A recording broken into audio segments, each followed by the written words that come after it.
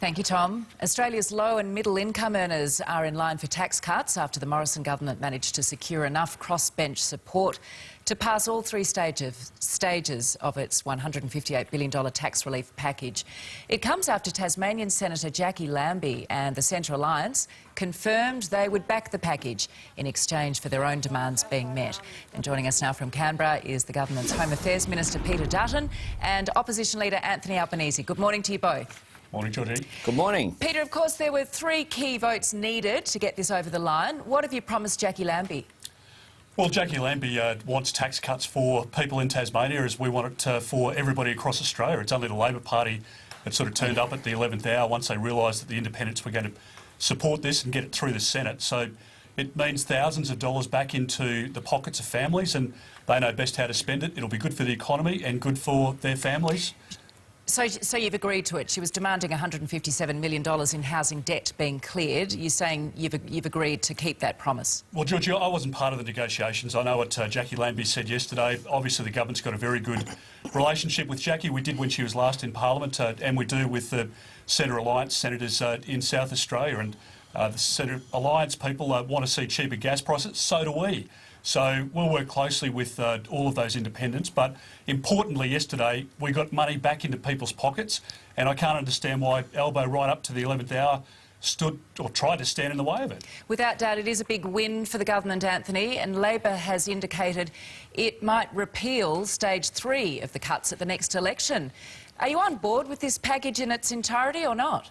Well, we, of course, tried to amend Stage 3 out of the package because that doesn't happen until 2025, Georgie. What we also did was we tried to bring forward Stage 2 of the tax cuts so that every Australian worker would have got a tax cut sooner, right now. If it's a good idea in 2022 to give every Australian worker above $120,000, $1,350 in their pocket, it's certainly a good idea right now because the economy is tanking.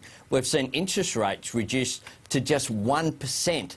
That is 1/3 of what they were at the peak of the global financial crisis, the greatest economic crisis that the world has seen since the Great Depression of the 1930s. So the first thing the government did this week was vote against that bring forward, which would have given every worker a tax cut. We always supported Stage 1, which is the only thing that will happen this term of Parliament. But you will repeal Stage 3? No, I haven't said that at all, Georgie. What we'll do, and what the government will do too, I'll give you the big tip.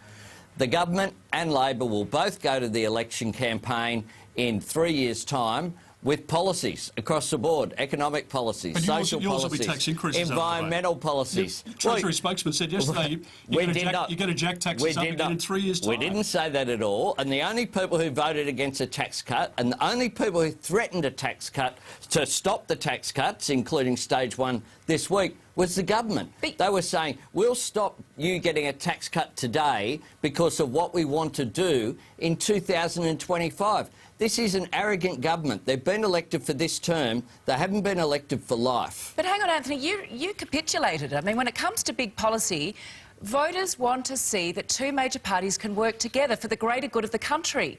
That's exactly right, Georgie. And what we did was... You're risking being the opposition leader who's opposed to tax cuts, aren't you? Not at all, Georgie. You've got to follow the play. We said the whole way through that we supported Stage 1. Before the election campaign, we were supporting Stage 1.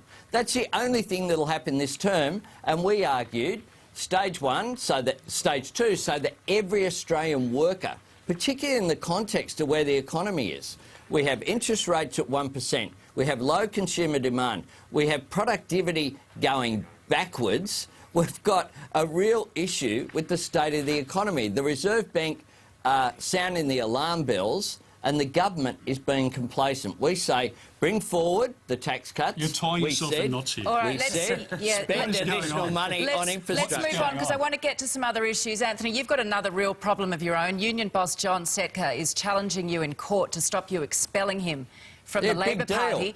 He doesn't want us to expel him. Are you standing firm on your position? Absolutely. OK, it's a big thorn in your side, though, because he will not go quietly.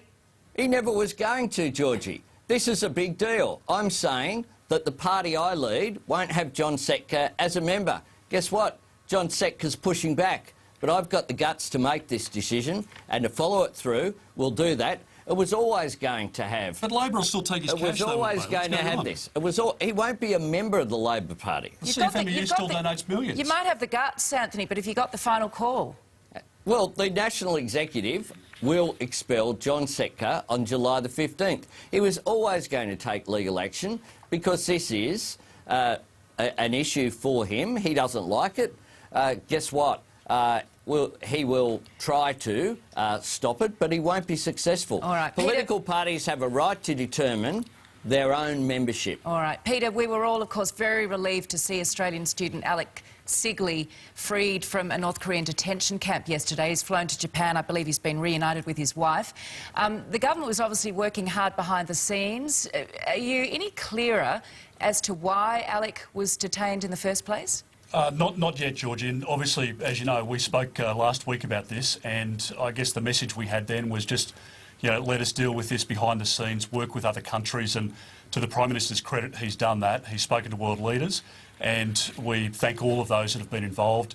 Obviously, the embassy now in Beijing has been able to work with him to repatriate him back to his wife in Japan. That's a great thing. So we should be very fortunate, I think, in looking at this, because it could have ended up very differently. So a good outcome in the end. A very good outcome. And in the event of him wanting to return to North Korea, Peter, what would be your advice to him?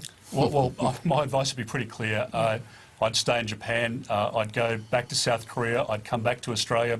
All of those would have to be better options before he returns to North Korea. And we've got advisories out to that effect, warning people. So it needs to be an application of common sense here, and I don't think he put himself back in that situation. Yeah. It's probably pretty good advice for Alek, but it's probably pretty good advice for every single Australian as well, quite What about frankly. John Setka?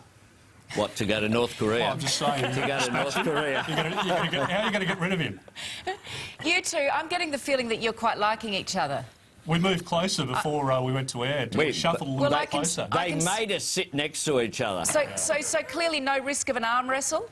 No holding hands either. No broken arms here. All righty, well, we like that, sort of. Good to see you as always. Although it might make good TV. An arm wrestle? Yeah, it might.